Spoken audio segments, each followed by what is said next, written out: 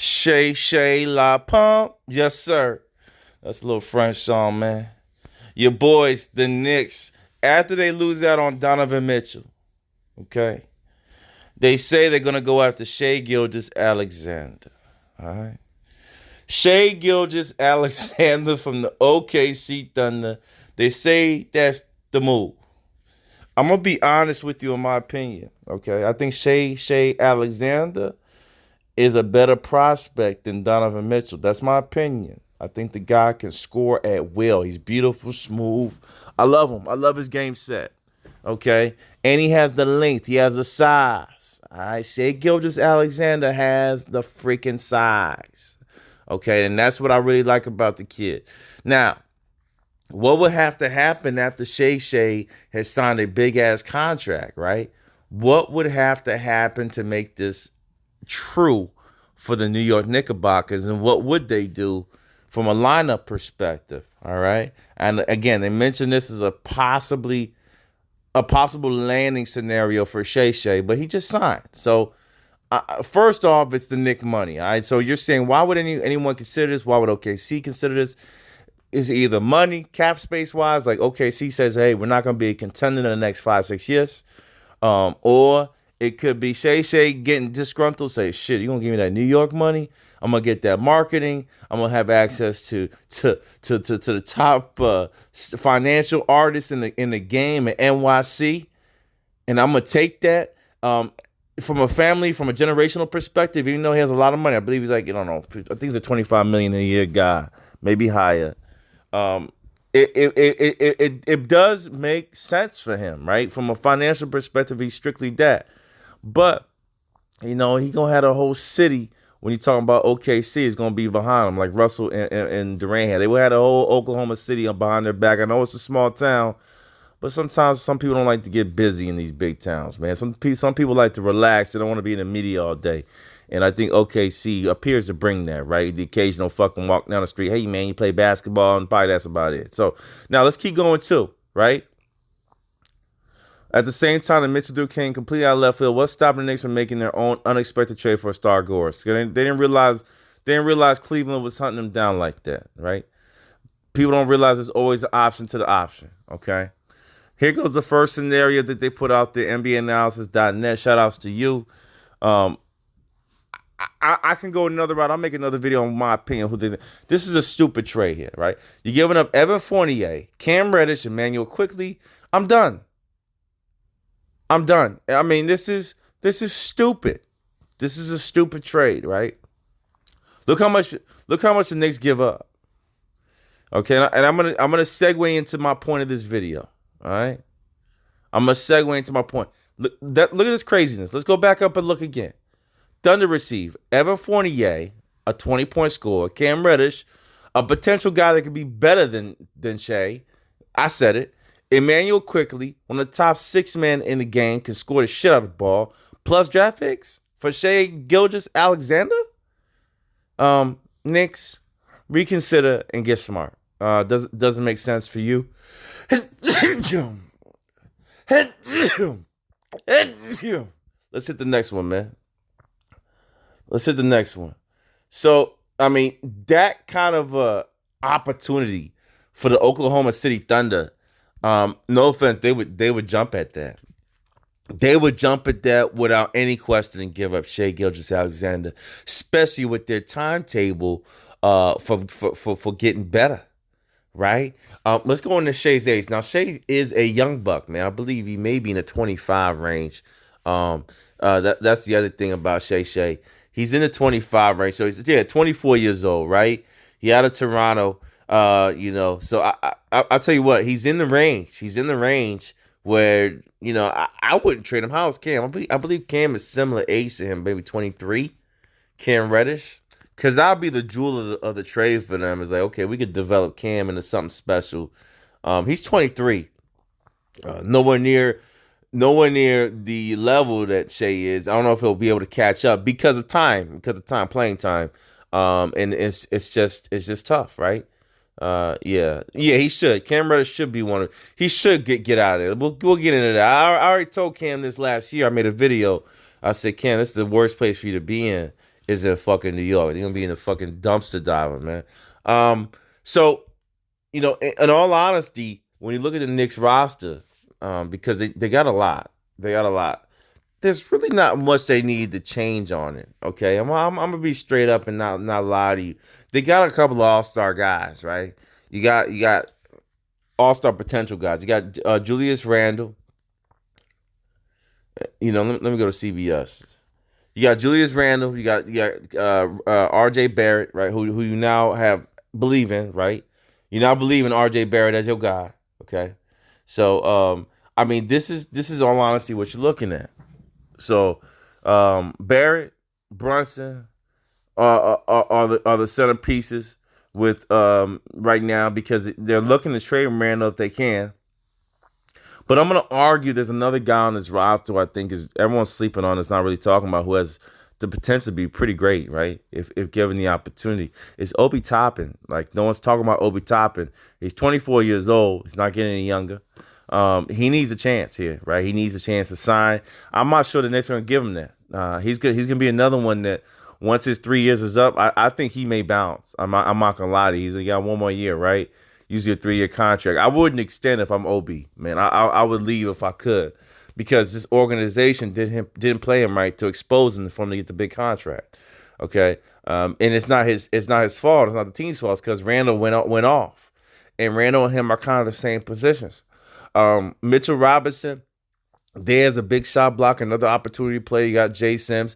Them two formalize. I call it the backboard boys, man. These guys are sick in the rebounding and the alley oops, right? In the shot blocking, they got the thing on lock. I feel that, man. I like them too. I really do. I think they're one of the top backcourts in the NBA from a defensive perspective.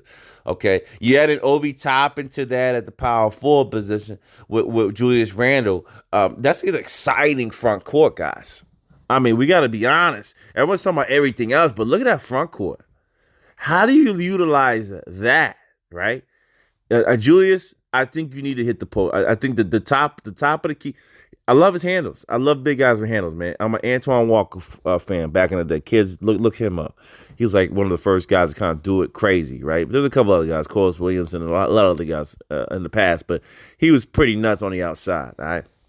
Randall is pretty fucking nuts, man. He has handle. I don't care what no one tell me. He gets the ball at will, and he likes it out there. However, to help this team, I think he would need more post-up moves, post-up game to clear out that front court, right, to get them loose. They have two exciting players from a six-man perspective in McBride and Quickly, who I really think should be locked up as soon as possible. These guys are your altar guards. They can play either guard position, and they can score the shit out of the ball. I like McBride. Do not sleep on what he's going to bring to the table. They were able to draft Farakeem Hunt. I think it's going to be a nice long. Trevon Hills, I just don't. He's going to be a hard-nosed guy, another defensive player. That's all I can tell. I don't know too much about the kid. He's only 19, so I won't talk about him. But, I think there's other draft picks available that have been more fruitful for them as weapons for either trade bait or somebody to play. Quentin Grimes, they love him, right? Another guard. See the problem already? They're guard-heavy, but they got a lot of people on the same motherfucking level. That's the issue. Evan Fournier's there. Still 29 years old, guys. So, by the way, Evan Fournier's on the right side of 20, all right? I'm not going to lie to you. I'm sorry, right side of 30, okay? He's on the other side of it, right? When you get over 28, you're basically 30, in my opinion. But, so 29 years old, it's like, okay, he's still fucking young, actually, right? And especially his game, I love him. For Brunson, lo and behold, the guy I thought was like 23, he's 26 years old. He's 26 years old. I thought he was 6'4". He's 6'1". I'm not sure why they made this move, okay, on Brunson. I've said it several times. Brunson, congratulations to you. I would grab it too. It's like Deontay Wilder saying, "I'm gonna fight you for tonight. I'll give you $100 million." Yeah, you can knock me out for $100 million. Fuck it, nigga. I'm on. Let's go. Brunson is in that same etiquette. I mean, it's like, shit, you gonna pay me all this money? Shit, I'm gone. Hey, peace.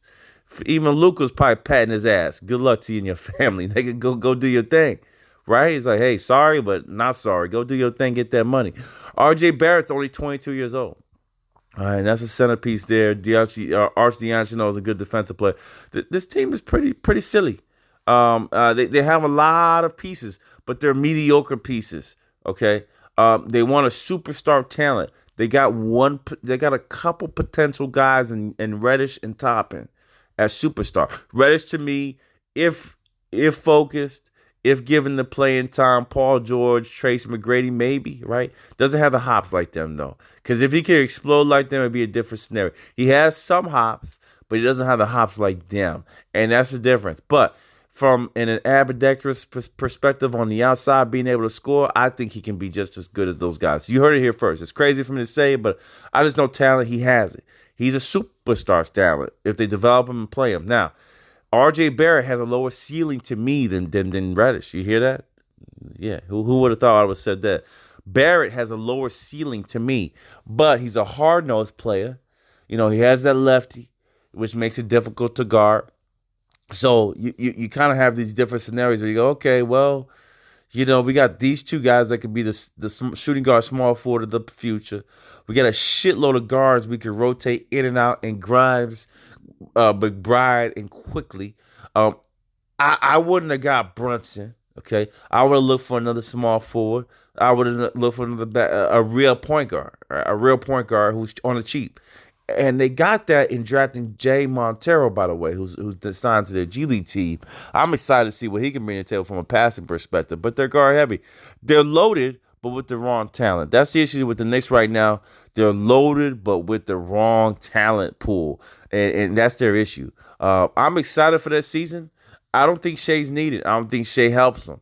I think their front court is nuts. I think they're good. I would keep Randall. It's hard to find those guys, man. It really is. It's really hard to find guys of his ilk at 27 years old in his prime. He's just hitting the full prime now, right? Randall, Sims, Toppin, Robinson, that's your core. Live through that. Eat through that. Derrick Rose is your vet, right? Point guard off the bench. You got no starting true point guard that can facilitate and get the offense moving. That's the issue. I think Jay Montero could be that. But are they going to play him with Brunson just paid? No. So Brunson comes in, a non-distributor, more of a scoring guard, right? Now, he may get, I've seen his handles improve. His followers point. There may be things he can do at 26 to improve himself to get better. Okay, there may be some things he can do, but for me, he's a scoring guard. Again, you got a lot of scoring guards already in McBride. Quickly, lo and behold, I think quickly busts his ass. And quickly, by the way, is 6'3". Couldn't believe it. He's a taller guard too. So that move for Brunson again is questionable, 100,000%. But the move for the Knicks is stay put, find a point guard. That's the key thing they need, a true point guard. I would even trade Brunson and Dart. If you can find a true point guard, trade them guys. That's your missing pieces. You have a lot of offense here with Grimes, McBride, and quickly off the bench. 3 high-level scorers. So now it's all about putting the pieces together from your starting point guard position and then developing Reddish and Barrett. There's not much left here, guys. Can they win a championship at some time? On a down year, yes. With this roster, with a point guard, I think this team can win a championship. I said it here first. Your boy Mikey stepped back. But they need to develop Reddish. They need to play him, okay? He's a superstar level type of player. Can they pair him with Barrett? Mr. Reddish is a superstar level talent. Just needs burn. I'm going to get out of here. Your boy Step Back Mikey. I'm gone. Peace.